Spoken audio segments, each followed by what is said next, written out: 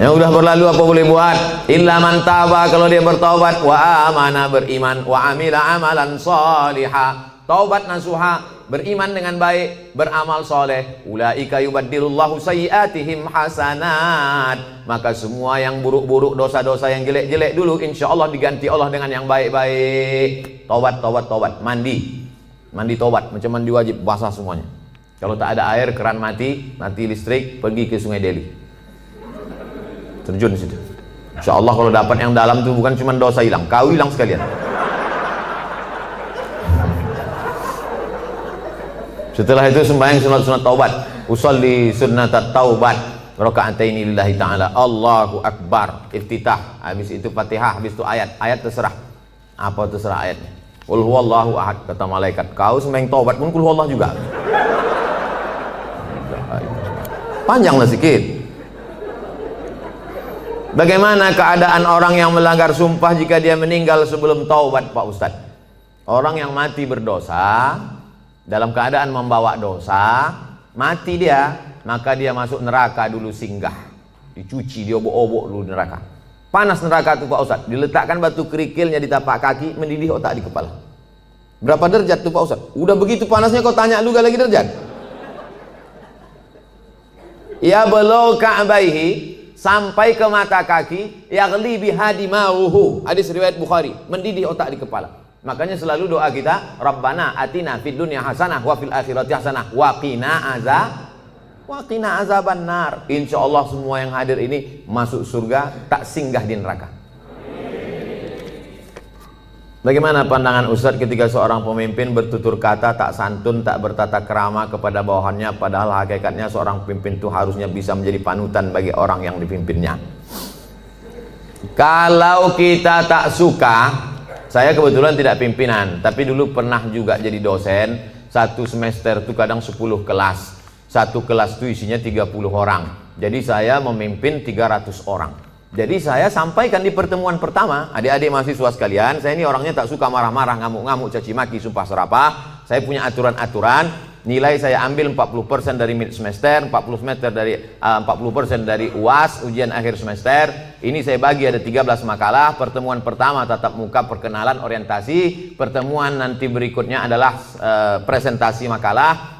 Kalau kalian sedang tidak mood, sedang malas, jangan datang ke kampus, karena aku tak bisa menengok kalian main-main di dalam, main HP. Nah, saya kasih tahu, kalau kalian tak siap makalah, jangan kalian datang. Kalian buat izin, kalian bisa telepon saya, bisa kirim WhatsApp saya. Nah, kita kasih tahu dari awal.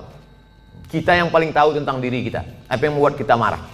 Kalau kita pula mau mengasih tahu dia, kasih tahu dengan baik.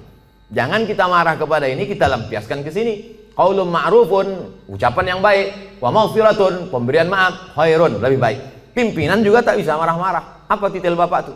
Mudah marah. Nah, oleh sebab itu maka, tapi pemimpin tak boleh pula tak marah. Karena kalau pemimpin tak ada marah, makanya ada punishment, ada hukuman, ada SP1, ada SP2, ada SP3. Mesti ada ketegasan, mesti ada disiplin. Saya tak suka juga setelah pengajian ini, terserah kalian lah, mau kerja kerja, tak apa. Aku udah kuserahkan semua pada Allah. Tak betul. Nah, jadi sebetulnya Islam itu meletakkan sesuatu pada tempatnya. Jadi jangan bayangkan Nabi itu tak pernah marah. Nabi pernah marah, naik dia ke atas mimbar, merah wajahnya, merah matanya, marah dia. Jadi Nabi itu menempatkan sesuatu pada tempatnya. Salam dia, assalamualaikum warahmatullah. Ditengoknya banyak yang tak sholat berjamaah, marah Nabi. La uharriqanna alaihim buyutahum, ku bakar rumah mereka yang tak sholat ke masjid, kata Nabi. Marah. Mana mungkin bakar gitu ucapannya tak marah. Siapa yang tak ke masjid ku bakar. Marah. Cuman marah pada tempatnya. Ini banyak orang sekarang kan tak menempatkan sesuatu pada tempatnya. Orang yang menempatkan sesuatu pada tempatnya namanya adil. Lawan dari adil zalim. Jadi kalau kita marah-marah aja sama orang, itu zalim. Bermasalah di rumah, marah ke security, itu zalim. Apa pula aku yang salah kata security?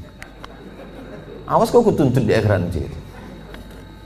Apakah benar apabila suami memakan penghasilan istri hukumnya haram? Bapak punya gaji, ibu punya gaji. Ibu punya gaji, bapak punya gaji. Sama-sama punya gaji. Bedanya apa? Dalam gaji bapak ada hak ibu, namanya nafkah. Dalam gaji ibu tak ada hak bapak. Setuju? Kuat mereka.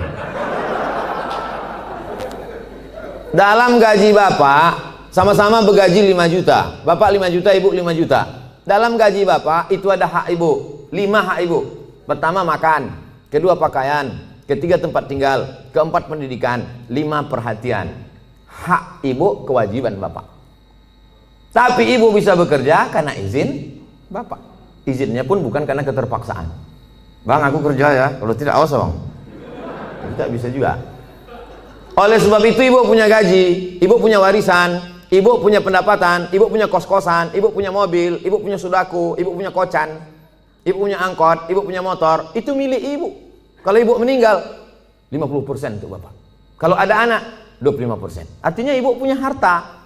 Lalu kemudian ketika ibu mau bersedekah, ibu tidak minta izin ke bapak. Sebetulnya ibu tak perlu minta izin karena itu punya ibu. Tapi ibu sebagai orang yang beretika, bermoral, berakhlakul karimah, ibu ngomong, kulo nuwun, kata orang Jawa, bang, aku mau menyantuni anak yatim di sana. Jadi duit gajiku ini ku pakai. Bapak tinggal ngangguk aja.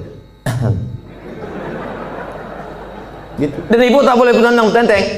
Kau mau kemana? Aku mau menyantuni anak yatim di sana. Coba kau tanya, ini kan gaji aku. Nah, pertanyaannya, apakah haram bapak memakan hasil gaji ibu itu? Harta bapak berpindah kepada saya sebab apa? Jual beli. Sebab apa? Pinjam meminjam. Sebab apa? Sodakoh. Sebab apa? Infak. Sebab apa? Wakaf. Bisa duit ibu itu berpindah ke bapak, apa sebabnya? Akadnya itu apa? Nah, sodakoh. Sodakoh dia. Udah nggak? Selesai itu udah.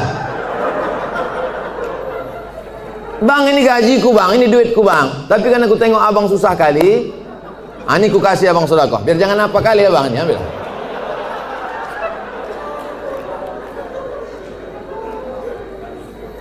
Assalamualaikum Ustaz. Semoga Ustaz sehat-sehat. Amin. Mau tanya Ustaz, apa hukumnya orang tua yang tidak mengakikahkan anaknya? Apakah masih bisa apa hukumnya orang tua tak mengakikahkan anaknya? Kullu mauludin, setiap anak yang lahir rohinatun, tergadai. Jadi kalau mobil kita tergadai, STNK BPKB kita gadaikan, setelah ada duit kita tebus. Maka anak kita ini tergadai. Bagaimana cara menebusnya? Tulbahu anhu yawma sabi'ihi. Sembelihkan kambing hari ke-7. Yuhlaku, cukurkan rambutnya. Wa yusama, kasih nama. Nama yang baik-baik. Siapa nama anak kau? Alan Nuari. Kenapa itu kau kasih? Lahir di jalan bulan Januari.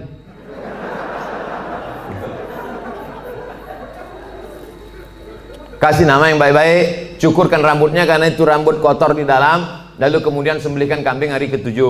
Tak ada duit hari ke-7, hari ke-14. Tak ada duit hari ke-14, hari ke-21. Lewat 21 tak usah tengok tanggal lagi. Setahun, 2 tahun, 3 tahun, 5 tahun, taman SD, taman SMP, taman SMA.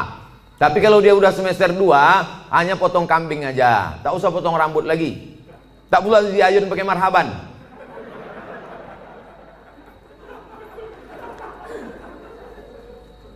Apakah masih bisa diakikahkan setelah anak itu sudah besar Pak Ustadz? Jangankan anak itu, bapak ibu balik ke rumah nanti tanya emak sama ayah, ada tak diakikahkan? Kalau tak ada diakikahkannya, besok pagi beli kambing, boleh akikah. Akikah saja. Yang pula cukur rambut, begundul semua pegawai besok. Saya tulis dalam buku saya 37 masalah populer, di situ ada pembahasan akikah setelah dewasa. Tapi yang hamil sekarang punya anak, nanti hari ke-7 potongkan. Bagus. Bolehkah zakat harta dan sedekah diberikan kepada adik kandung yang beda ibu status adik saya? Tidak boleh memberikan zakat kepada orang yang wajib dinafkahi. Bapak, Mama, ini 5 juta zakat abang sekaligus belanja kita bulan ini. Bapak wajib menafkahi ibu, maka bapak tak boleh berzakat kepada ibu. Tapi ibu boleh berzakat ke bapak.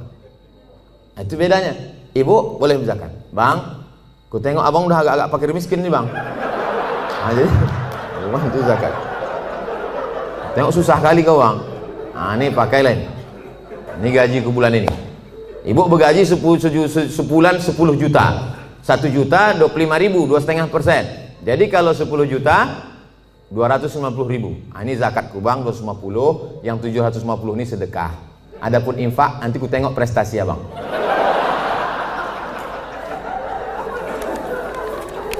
Nah, kaedahnya tak boleh berzakat pada orang yang wajib kita nafkahi. Tak boleh berzakat kepada anak. karena anak itu wajib kita nafkahi. Nah sekarang adik, apakah adik itu wajib kita nafkahi? Tidak. Yang wajib dinafkahi itu siapa? Istri, anak, cucu, mertua, orang tua, yang hubungan langsung. Itu yang wajib kita nafkahi. Orang yang tak wajib kita nafkahi boleh kita kasih zakat. Kalau kita bersedekah pada orang jauh, nilainya 1 sedekah. Tapi kalau kita bersedekah pada orang dekat, nilainya 2. 1 sedekah, 1 lagi silaturahim. Tapi banyak orang tak mau sedekah ke keluarga dekat. Kalau sedekah sama orang lain. Kok kenapa tak sedekah sama saudara? Payah saudara nih Pak Ustadz, dikasih sikit-sikit kali katanya. Bagaimana menghadapi suami yang berselingkuh?